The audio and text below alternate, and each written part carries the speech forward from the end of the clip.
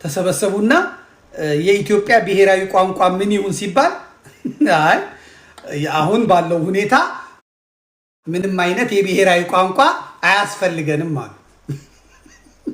ማናቸው የሚሉት? ተመካካሪዎቹ አይ አማርኛ የአማራ ነው ብለው እኮ አይ አያስፈልገንም አሉ። ተመካካሪዎቹ በምንድን ነው የሚያወሩት? በአማርኛ። የሚከራከሩት በምንድን ነው? በአማርኛ። የአማራ ክልል የሥራ ቋንቋው ምንድን ነው? አማርኛ። የጋምቤላ ክልል የሥራ ቋንቋው ምንድን ነው? አማርኛ። በጣም ጥሩ አድርጎ ብሩክ አበጋዝ በደንብ አድርጎ ጽፎታል፣ በሚገርም ሁኔታ ማለት ነው። የደቡብ ምዕራብ ክልል የሥራ ቋንቋው ምንድን ነው? አማርኛ። የቤኒሻንጉል የሥራ ቋንቋው ምንድን ነው? አማርኛ። የደቡብ ኢትዮጵያ ክልል የሥራ ቋንቋው ምንድን ነው? አማርኛ። የሐረሪ ክልል የማዕከላዊ ኢትዮጵያ ክልል የሥራ ቋንቋ ምንድን ነው? አማርኛ። የሐረሪ ክልል የሥራ ቋንቋ ምንድን ነው? በተግባር አማርኛ ነው።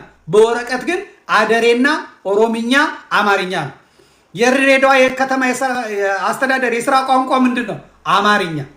የአዲስ አበባ ከተማ የሥራ አስተዳደር የሥራ ቋንቋ ምንድን ነው? አማርኛ።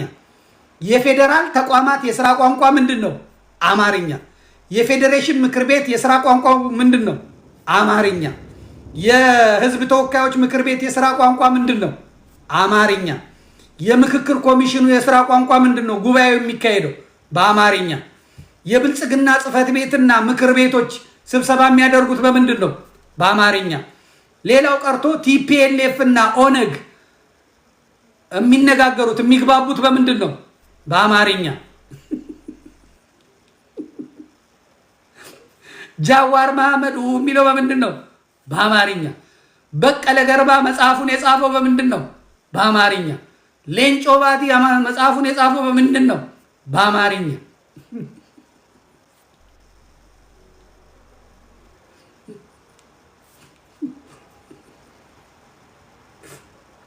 አብይ አህመድ ወጥቶ የሚቀደደው በምንድን ነው? በአማርኛ። ሽመልስ አብዲሳ እየየ በሚለው በአማርኛ።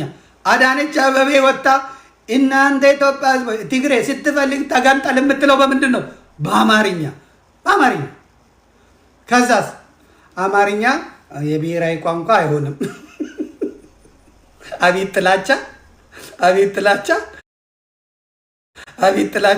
በአማርኛ ለምነህ እየበላ በአማርኛ እያስተዳደር በአማርኛ እየጻፍ በአማርኛ እያወራ በየግድ ኦሮምኛ ካልመጣ የብሔራዊ ቋንቋ ካልሆነ እቺን ካላደረገ ደግሞ ኦሮሞ ህዝብ ዘንድ ተቀባይነት አይኖረኝም ብሎ ነገር የለም።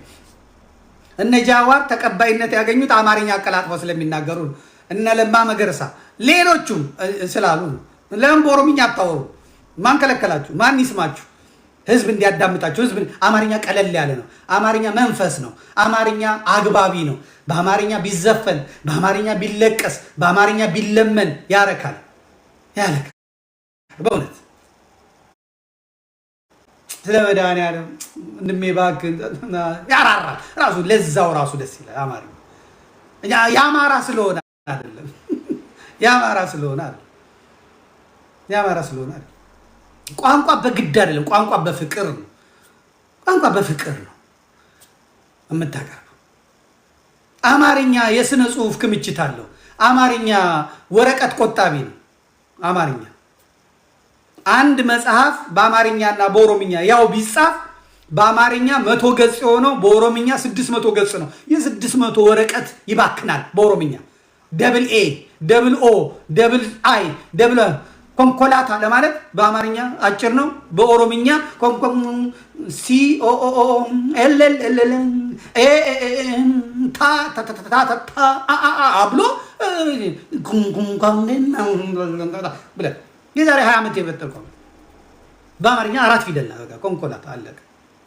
እንደዛ ቶሌ 2 ቃል እሺ ማለት ቶሌ እሺ 2 በላቲንኛ ሲሆንስ ቶ ቲኦ ኤል ኤል ኢ ኤ ወደዛ ሄደ። በጣም አሁን አይታችኋል። ታፔል ላይ ይጻፋል። በኦሮሚያ ስትሄዱ አሁን አዲስ አበባ ውስጥ አስገብተውታል። ለምሳሌ የእንጦጦ የሙያና የቴክኒክ ትምህርት ቤት እንትን ምናምን የሚለውን ሲል በኦሮምኛ ሲጻፍ ማለት ነው። እንጦጦ ኩታ ሁለተኛ ገጽ፣ ሶስተኛ ገጽ፣ አራተኛ ገጽ፣ አምስተኛ ገጽ ይመጣና በቃ ደብዳቤ እዛ ላይ ደብዳቤ ለማንበብ ራሱ እንደዚህ ይብላችሁ እንደዚህ ከዛ ትመጡና እንደዚህ ከዛ ትመጡና እንደዚህ ስትሉ ትውላላችሁ። በእውነት ወዳኔ ነው። ሂዱ ተመልከቱ፣ የትም ሂዱ። ከዛ በስር ደግሞ በአማርኛ ይጽፋሉ። እንጦጦ አጠቃላይ ሁለተኛ ደረጃ ትምህርት ቤት አንድ መስመር ናት። በቃ አለ። ሰው እንዴት ይሄን አጠር አድርጎ እሺ፣ ያንኑ በኦሮምኛ የጻፉትን በሳባ ፊደል ለምን አይጽፉትም? የአማራ ነው ከሚል ጥላቻ የመጣ ነው እንጂ አንድ ሰው በኦሮምኛ ለሴት ልጅ የፍቅር ደብዳቤ ቢጽፍ 50 ገጽ ሉክ ሊጽፍ ነው ማለት ነው። ያ ኦኔቲያ ምናምን ኦኒ በሬዱን ተላን ቤርሙዳ እዛ 6ኛው ገጽ ላይ ያልቃል። እዚህ በአማርኛ ቢጽፈውስ የኔ ቆንጆ አለቅ የኔ ማር ወድሻለሁ ባጭር ገጽ እንደውም ባዶ ቦታ ስለሚኖር በአማርኛ ስትጽፈው የልብ ቅርጽ ታደርጋለህ። ከዛ ጦር ተወገዋለህ። ከዛ አበባ ነገር ትስላለህ ምናምን ትሰጣታለህ። በቁቤስ ከሆነ ኩንኩላታ ይሄ አጋዋለ ወደፊት ይሄን እናስተካክለዋለን። በእውነት ተነጋግረን እናስተካክለዋለን እና ቢታሰበት ጥሩ ነው። ብሔራዊ ቋንቋ አያስፈልገንም ይላል። 6 ሰዓት ፓርላማ ቁጭ ብሎ ተረት እየተረተ አንበሳና ነብር ነበሩ፣ አንበሳው አመጣችን ነብሩን እንደዛ ተረት ይላል። ለፓርላማ ሰዎች ማለት ነው። 500 ትግሬ የለበትም። ሌሎቹ ከትግሬ ውጭ ያሉትን ሰብስበው ተረት ይነግራቸዋል። አንበሳውን ታመመና ፈልጋለዋል። አንበሳውን ሲሄድ እንትንን አገኛት። እንደዚህ እኮ ብትሄጂ ኖሮ ዘውድ ደፋልሻለሁ አላት። ከዛ ኧረ አለች። አዎ ቢበላኝስ አለችው። የፓርላማ ሰዎች እንደዚህ በቃ ፈገግ ብለው በቃ ተረት ሊሰሩ ስንት ፖሊሲ ይወጣል፣ ስንት ሀገር ይቀይራል ሲባል የ7ኛ ክፍል ተማሪ እዛ ቁጭ ብሎ ከዛ በኋላ አንበሳ ሄደና አጋዘኑ ያዘው። ከዛ ይዞ ሊበላው ሲል ቀንዱ ተነቅሎ ሄደ። በኋላ ሄደና ለቀበሮዋ አላት አንቺ ቀበሮ ግን አላት።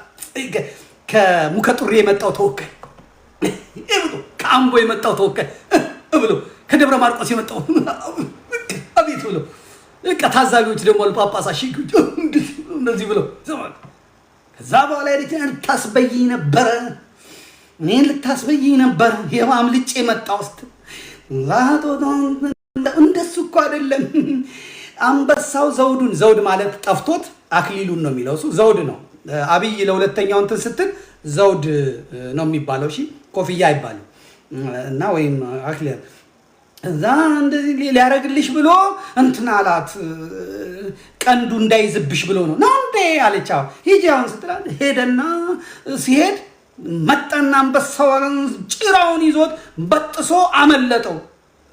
ሄዶ እንትናን ሲል እናገኘው ተሻገር እንደዚህ ብሎ አለሙ ስሜ ይላል። በቃ ፓርላማው ነው ካሜራውን እንድት ብሎ ዳንኤል ክብረት ያስጠናው ስለሆነ በደንብ ይዞታል ይላል ዳንኤል ክብረት። ያውና አንዳንዱ ደግሞ ከኦሮሚያን የመጣሁት ብሎ እዚህ የኦሮሞ ባንዲራ ያደርጋል። ሀደ ሲንቄው ላይ እንጨት ይዘው የሚገቡ አሉ። ፓርላማ ውስጥ እንጨት ይዘው ይገባሉ። የብሔር ማሳያ እኮ አይደለም።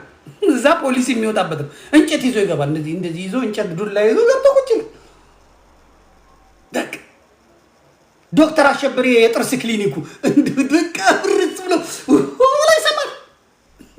ገዛ ብዬ ተነትናል ፓርላማ ላይ ገዛ ነብሮ አመጣች እንትኑ ጭራውን ይዛ ሄደችና ይሄው ባለፈው ቀንዴን አስበልተሽ ነበር አምልጬ መጣሁ። አሁን ዛሬ ሲሄድ እንኳን ዘውድ ሊያደርግልኝ ይሄው ጭራዬን በላብኝ አለች።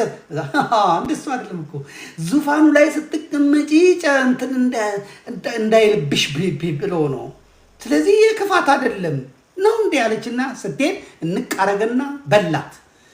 ከዛ እንትን ገደላትና መጥቶ ቀበሮ አስተካክለሽ ምን ብለሽ ጠብቂኝ ብሎት አንበሳው ሄደ። የሩሲያ አምባሳደር አሉ፣ የአሜሪካ አምባሳደር አሉ፣ ዲፕሎማቶች ተጠርተው ማለት ነው። ይተረጎምላቸዋል በዚህ ግሬት ኤክሰል ይላሉ። ፖሊሲ ነው።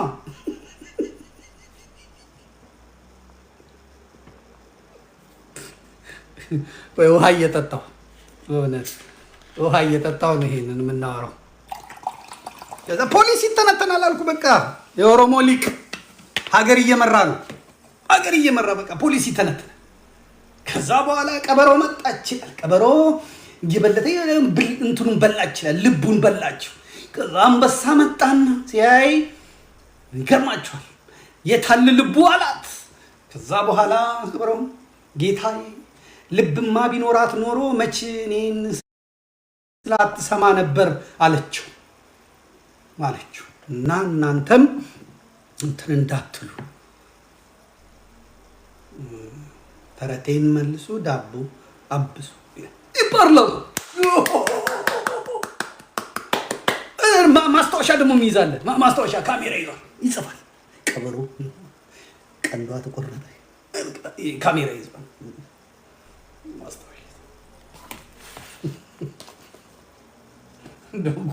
እግዚአብሔር ፍዳ መከራ ነው የጣለብን። በእውነት መከራን የጣለብን። አትክልተኛ መሆን የሚገባው ሰውዬ መጥቶ ሀገር እየመራ ፍዳህን ያበላል ማለት ነው። እና ኢትዮጵያን እዚህ ላይ የጣላት ወያኔ ነው። ዛሬ ቁጭ ብሎ ወዲያ ቢል የሚያመጣው ነገር የለም። ስለዚህ የወለጋም ጉዳይ በደንብ አሳያችኋለሁ። የመጀመሪያው ቀን እናያቸዋለን። እያየናቸው ነበር፣ ሲጨፍሩ ነበር፣ ወደዛ ሲሄዱ ማለት ነው።